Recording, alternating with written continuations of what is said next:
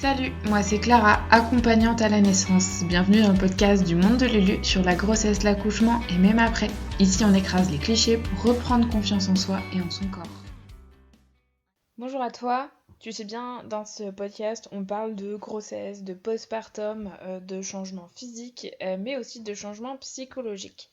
Et j'avais vraiment jamais parlé de ce changement d'état que de passer de femme à mère, et devenir mère c'est vraiment un changement. On entend souvent que on peut plus faire les mêmes choses qu'avant.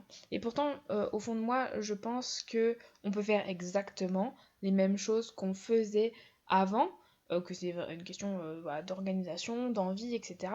Mais que nous, notre personnalité, change, que notre cerveau change et que nous, on ne sera jamais comme avant.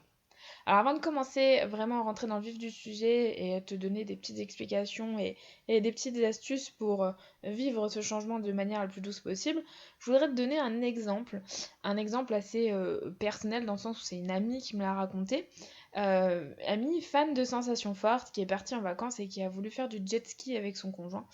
Et puis elle lui a dit stop, il y a eu un moment, elle avait trop peur, elle allait trop loin, alors que c'était vraiment le genre de choses qu'elle aimait. Et je lui dis mais tu sais, elle comprenait pas en fait, pourquoi maintenant elle a peur de ce genre de choses. Je lui ai dit mais tu es devenue mère, tes priorités ont changé, tu, tu n'as plus les mêmes peurs et ni les mêmes envies parce que maintenant tu sais très bien que tu as des enfants en fait qui dépendent de toi. Et ton cerveau et les connexions de ton cerveau et tes envies et tes besoins ont changé. Tu es devenue une personne différente. Alors attention, moi je suis doula, tu l'as compris, je suis très terre à terre, je me fie souvent aux études scientifiques, etc. Je suis doula et j'aime la science, mais j'aime aussi le fait de respecter le corps humain sans trop y mêler la science, en fait, on va dire. C'est un peu ambivalent comme état d'esprit, mais il existe autant de doulas que de façons d'exercer notre accompagnement. Moi, je suis très loin de l'accompagnement spirituel. Et pourtant, je suis persuadée que les cultures qui considèrent l'enfantement comme un rite de passage ont totalement raison. Enfanter, c'est intense, et on n'est plus jamais la même personne. Alors, je te parle pas du rite avec le côté mystique nécessitant une cérémonie, etc. Avec des chamans, hein, on va pas aller pousser jusque-là.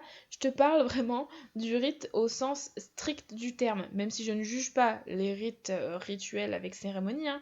Moi, là, je te parle du fait que l'accouchement, c'est vraiment un événement, un fait marquant qui fait qu'on passe d'une personne à une autre. Pour moi, c'est ça un rite de passage, et l'accouchement vraiment en est un. Euh, pour moi, c'est vraiment que on doit avoir la force de, entre guillemets, mourir pour renaître avec une nouvelle identité. Une fois, j'avais suivi un séminaire de Quantique Mama qui comparait en fait l'accouchement à la médecine du serpent.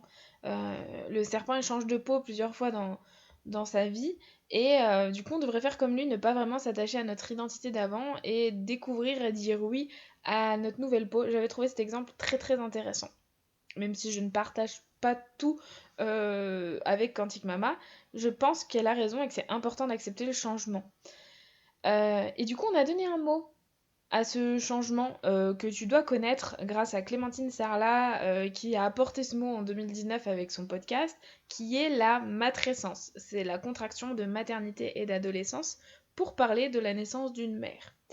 Mais ça vient d'une anthropologue qui s'appelle Dana Raphael qui a établi cette chose en 1973. Donc tu vois, c'est pas si récent que ça. Euh, c'est un bouleversement normal, en fait. Mais c'est plus intense que l'adolescence. Souvent, on nous explique pourquoi. Parce que c'est beaucoup de changements sur une toute petite durée. Euh, C'est-à-dire que l'adolescence, tu vois, ça se vit en plusieurs. Les changements sont progressifs sur plusieurs années. Là, on a 9 mois pour se préparer, mais le changement, il s'effectue d'un coup, juste après l'accouchement.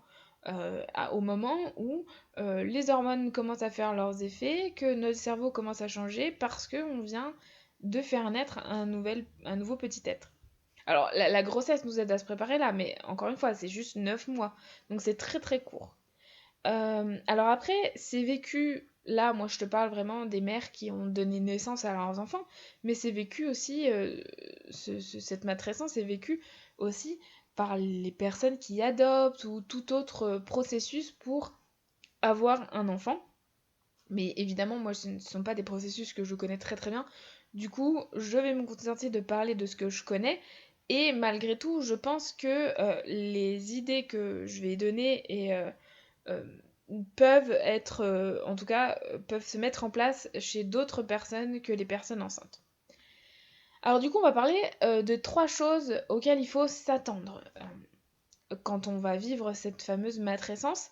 La première chose, c'est qu'on va avoir l'impression de ne plus savoir qui on est, d'avoir une espèce de perte d'identité, d'un tiraillement entre le fait d'être mère et d'être femme.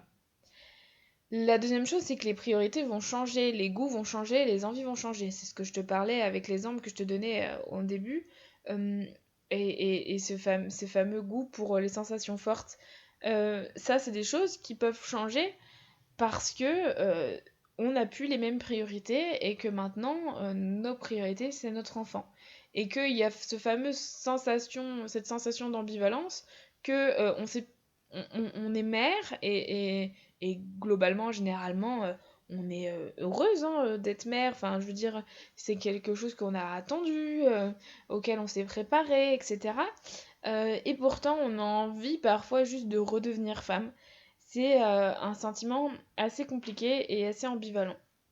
Et du coup, la troisième chose, c'est que eh bien, on va avoir cette sensation d'isolement et que personne ne nous comprend. Et justement, les conjoints peuvent avoir vraiment du mal. Ils nous voient échanger, parfois ne nous reconnaissent pas vraiment, et ils comprennent pas en fait pourquoi ce changement. Rajouter à ça en plus les potentiels effets de baby blues et de dépression du postpartum qui sont, qui sont assez courants, euh, c'est quelque chose qui peut être assez dur à vivre.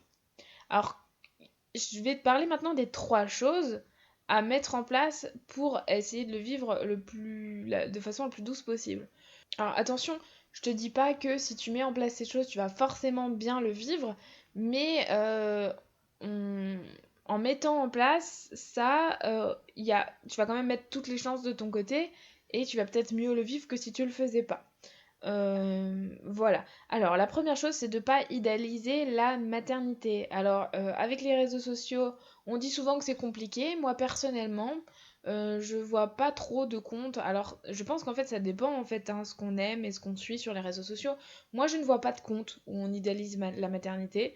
Je vois que des comptes où on dit la vérité et que bah, la vérité, c'est que parfois c'est simple pour certaines femmes et que parfois c'est compliqué et que parfois c'est simple et compliqué à la fois. Euh, mais ce qui est important, c'est de pas non plus la voir comme toute noire ou enfin voilà, c'est pas binaire la maternité. C'est-à-dire que c'est pas tout blanc parce que c'est pas forcément idéal, mais c'est pas tout noir non plus dans le sens où c'est pas parce que c'est pas idéal que c'est forcément que des choses négatives au début, etc. Mais voilà, c'est important d'avoir une espèce de vision juste et claire, c'est un peu comme pour l'accouchement. C'est important, la deuxième chose, c'est d'en parler avec ton conjoint pour qu'il comprenne en fait qu'il y aura du changement pour éviter cette sensation d'isolement et le fait qu'il nous comprenne pas et que lui aussi en fait ça puisse lui faire peur. Et la troisième chose, c'est, alors on va revenir sur un point, tu vas me dire mais qu'est-ce que ça a à voir, c'est la préparation à l'accouchement et au postpartum. Je t'expliquais, c'est assez simple. Si on est prête, on va faciliter la transition. Un accouchement qui se passe bien, alors un accouchement qui est préparé, c'est un accouchement qui se passe mieux de façon générale. C'est même s'il y a des choses qui n'étaient pas prévues, c'est des choses qu'on accepte peut-être plus facilement parce que on est prête, parce qu'on connaît pourquoi on a vécu telle ou telle chose. Et puis si on est préparé, ça veut aussi dire qu'on est capable d'aller ensuite travailler sur ce qui s'est passé si jamais ça s'est pas passé comme prévu et que on a du mal à l'accepter. C'est l'état d'esprit en fait dans lequel on va vers l'accouchement. Et du coup, un accouchement qui se passe bien, en général, c'est un postpartum qui est plus doux. Et du coup, on a une transition vers l'état de mère qui est aussi plus douce. J'ai déjà fait un épisode là-dessus sur le 4e trimestre de grossesse. du coup les 3 premiers mois postpartum. C'est l'épisode 7 si ça t'intéresse, dans lequel j'explique vraiment comment rendre le postpartum immédiat plus doux. Et en tant que mère, et puis aussi comment aider notre bébé en fait à lui vivre une transition plus douce aussi. Et puis la dernière chose, enfin préparer, je t'ai dit préparer sur l'accouchement, préparer au postpartum et préparer aussi sur l'éducation, la petite enfance, etc. En parler en amont avec notre conjoint. Le savoir c'est le pouvoir et les infos, ça permet aussi d'être rassuré. Être rassuré, ça permet de lâcher prise et donc tout ça, ça nous permet de vivre les choses de façon la plus simple possible et de façon la plus douce possible. La phase de transition qu'est la matrescence dure plus ou moins longtemps selon les personnes, mais rien d'anormal en fait. Encore une fois, on est toutes différentes, c'est normal de vivre les choses de façon différente aussi. Du coup, j'espère que je t'ai éclairé sur le sujet. Le but, c'était vraiment de lever les tabous. Y a forcément quelqu'un d'autre qui vit ou qui a vécu ce que tu vis. Même si on est toutes différentes, on vit toutes ce changement. Voilà, pas de la même façon, mais on le vit toutes. Et je pense que c'est en revenant un peu à la source et en se souvenant en fait que les femmes elles enfantent depuis des milliers d'années, et en respectant l'accouchement comme un rite de passage et comme on en vit plein en fait dans notre vie de femme, hein, l'adolescence, les premières règles, le passage à l'âge adulte, le passage à l'état de mère, et puis la ménopause, etc. Tout ça c'est des changements qu'on vit et qui sont quasiment inévitables. Alors la grossesse est évitable, mais si t'en as envie, si t'as envie d'avoir un enfant, c'est quasiment inévitable. Du coup, je pense que il faut se souvenir de tout ça et comme ça on se sentira moins seul et moins perdu en fait face à ce changement. Et comme je t'ai expliqué au début, je suis une doula terre à terre et j'aime pas le côté mystique. Et c'est bien que la société évolue et que la modernité, la médecine, etc., ce sont des choses qui sont très positives. Mais il faut jamais oublier qu'on reste quand même des mammifères et que l'intelligence et la science humaine, c'est pas forcément que du positif. Alors là, je te renvoie par exemple sur l'histoire de la surmédicalisation de l'accouchement, etc. Mais on le sait bien, à force de mettre notre nez dans la nature peut se dérégler. C'est valable pour tout ce qui est la faune et la flore, et c'était valable également pour vraiment l'être humain et sa biologie et son mécanisme comme l'accouchement. Voilà ce que j'avais envie de dire là-dessus. Alors, il y aurait tellement de choses à dire sur le sujet. Voilà, je pense qu'un jour, je ferai un épisode vraiment sur le pourquoi la surmédicalisation peut bloquer et empêcher ce fameux rite de passage, que c'est un manque de respect envers l'accouchement et cette mise au monde de cet enfant, et quelles conséquences ça a directement sur notre corps. Si ça t'intéresse, n'hésite pas à me le dire. Mais je pense que ce sera un épisode très très long et qui nécessiterait peut-être même plusieurs invités. Enfin, ça peut être intéressant de faire ce genre de choses. Dis-moi, tiens, si ça t'intéresse, ce genre d'épisode. En tout cas, n'hésite pas, pour revenir vraiment au vif du sujet, n'hésite pas à te renseigner sur le postpartum et à l'anticiper pour faciliter cette période. Je te rappelle, c'est l'épisode 7 sur le 4e trimestre de grossesse, mais j'ai aussi fait l'épisode 10, c'est l'épisode juste avant celui-là, sur les 10 façons d'anticiper son postpartum.